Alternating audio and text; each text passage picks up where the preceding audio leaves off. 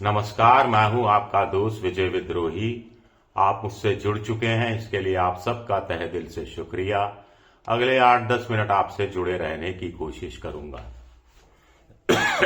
माफ कीजिएगा।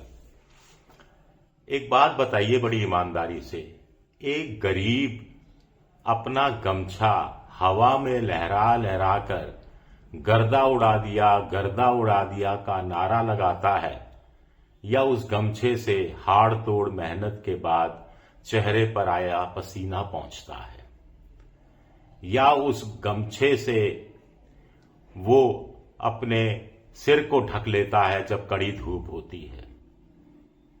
गरीब आदमी गर्दा क्या उड़ाएगा?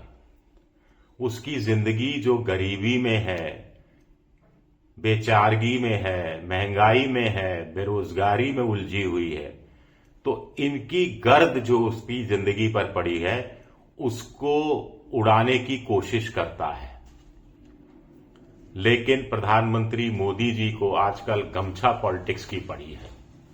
यही प्रधानमंत्री थे कि कुछ साल पहले आधी बाह का कुर्ता बताया करते थे, पहनकर लोगों को बताया करते थे कि कैसे वो गरीब हुआ करते थे। पूरी बाह का कुर्ता जब कोहनी से फट जाता था तो नया कुर्ता खरीदने के लिए पैसे नहीं होते थे, तो वो कुर्ता काट लिया करते थे। अब कितना समय हो गया आप बताइए, प्रधानमंत्री को आधी वहां के कुर्ते में आपने देखा या नहीं देखा? देखा तो क्या उन्हें ये बोलते हुए सुना कि पूरी बाह का कुर्ता, आधी बाह का कुर्ता मजबूरी में, गरीबी के कारण क्यों हो जाता था? बिहार में गर्दा उड़ा दिया गमछे ने, गमछा लहराया जा रहा है।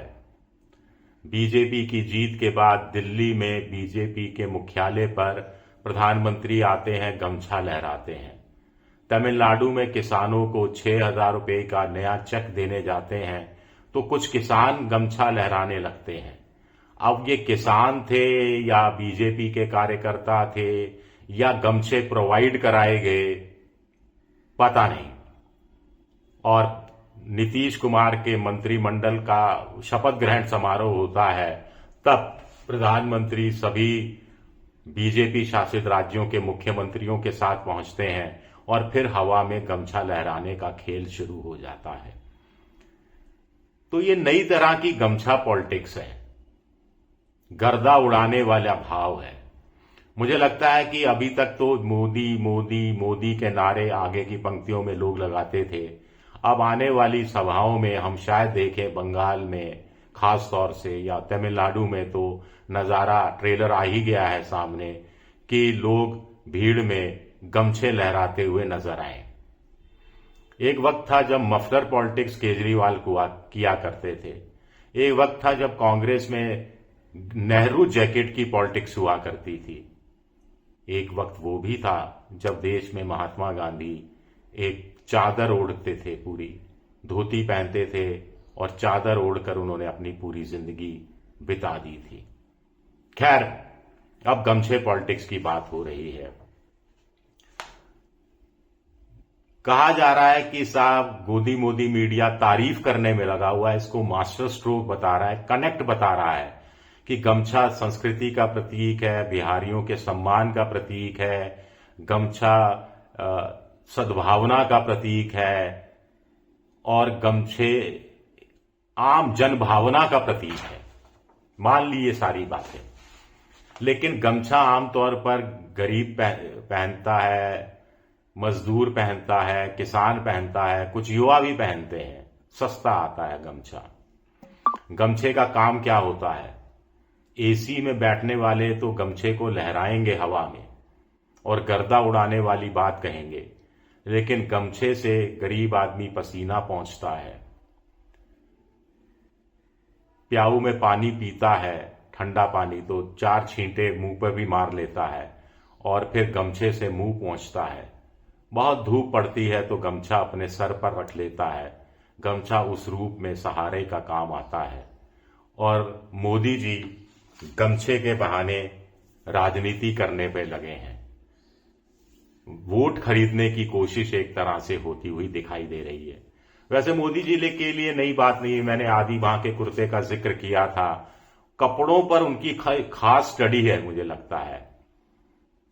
तभी तो एक जगह उन्होंने कहा था चुनाव के दौरान कि कपड़े से कुछ लोग पहचाने जाते हैं, कपड़ों से कुछ लोग पहचाने जाते हैं।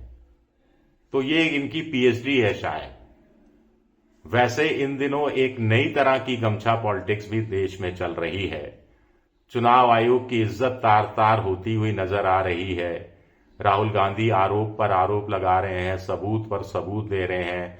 आयोग खामोश बैठा है। बीजेपी और प्रधानमंत्री मोदी खुद चुनाव आयोग को क्लीन चिट देने में लगे हैं। कोई जांच की मांग करता हुआ दिखाई नहीं दे रहा है विपक्ष को छोड़ के। और अब तार तार इज्जत को बचाने के लिए 272 मोदी सेना के गमछाधारी सामने आ गए हैं। इसमें रिटायर्ड जज भी हैं, रिटायर्ड आईएएस अधिकारी भी हैं, रिटायर्ड आईपीएस अधिकारी भी हैं, रिटायर्ड राजनयिक भी हैं। जब राहुल गांधी ने कर्नाटक की महादेवापुरा विधानसभा सीट में 1,250,000 फर्जी वोटों की बात कही थी, तब गमछे की याद इन 272 लोगों को नहीं आई थी। जब अलंद कर्नाटक में 6,000 लोगों के फर्जी तरीके से साजिश के तहत नाम काटे जाने की बात सबूतों के साथ पेश की गई, तब भी ये गमछाधारी चुप रहे। जब हरियाणा का एच बम राहुल गांधी ने फोड़ा, तब भी इन 272 बयान बहादुरों को एक बार भी नहीं लगा कि आयोग की इज्जत तार तार हो रही है, तो उनको अपने गमछे चुनाव आयोग के सर पर रखने चाहिए। लेकिन जब बिहार में जीत होती है और बिहार की जीत के तुरंत बाद विपक्ष ये कहता है कि अब देश भर में एसआईआर के खिलाफ मुहिम चलाई जाएगी, जनता का आंदोलन शुरू किया जाएगा और इस जन आंदोलन की शुरुआत दिसंबर के पहले हफ्ते में दिल्ली के रामलीला मैदान में बड़ी सभा करके की जाएगी, तो अचानक 272 बुद्धिजीवियों को लगता है कि अब गमछा निकालने का वक्त आ गया है, गर्दा उड़ाने का वक्त आ गया है। प्रधानमंत्री को क्यों लगता है कि ये गमछा चल जाएगा? सौरव गांगुली क्रिकेट से बड़े प्रभावित हैं, जिनसे नजर आते हैं, जिन्होंने लॉर्ड्स टेस्ट में जीत के बाद जो ऐतिहासिक गैलरी है, वहां की बालकनी है एक तरह से, वहां खड़े होकर अपनी टी शर्ट हवा में लहराई थी। खिलाड़ी का टी शर्ट हवा में लहराना और गमछे जो जन भावना का प्रतीक है उसको उड़ाकर गर्दा उड़ाने की बात करना, इसमें बहुत बड़ा फर्क है। गमछे की इज्जत कैसी रहेगी? गमछा पसीना पहुंचने के काम आता है। गरीब कब तक पसीना बहाता रहेगा? अमीर कब तक एसी में ऐश करता रहेगा? इन सवालों के जवाब कोई ढूंढने की कोशिश नहीं कर रहा है। शुक्रिया मेरा ये वीडियो देखने के लिए। पसंद आए तो लाइक कीजिए, सब्सक्राइब कीजिए, शेयर कीजिए। आप मेंबरशिप ड्राइव में भी जा सकते हैं। शुक्रिया, बहुत बहुत शुक्रिया।